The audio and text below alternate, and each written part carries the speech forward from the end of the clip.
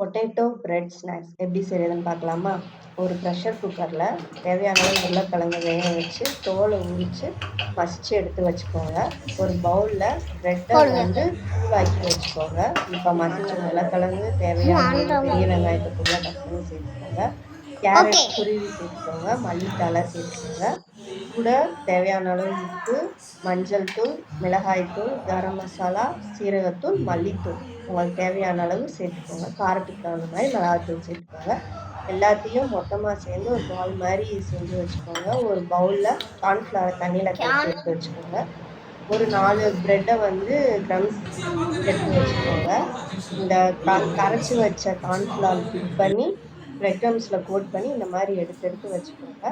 அப்புறம் ஒரு பேனில் ஆயில் வந்து நல்லா ஹீட்டாக எடுத்துக்கோங்க.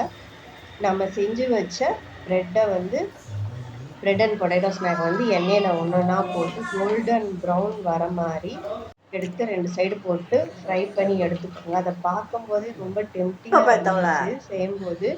ஸோ இந்த மாதிரி எடுத்து வச்சுக்கோங்க. வச்சுட்டு மைனேஸ் இல்லை கெச்சப் எது வேணாலும் யூஸ் பண்ணி சாப்பிட்டு பாருங்கள். எங்கள் சேனல் உங்களுக்கு பிடிச்சிருந்தா சப்ஸ்கிரைப் பண்ணுங்கள், ஃபாலோ பண்ணிக்கோங்க. நெக்ஸ்ட் வீடியோவில்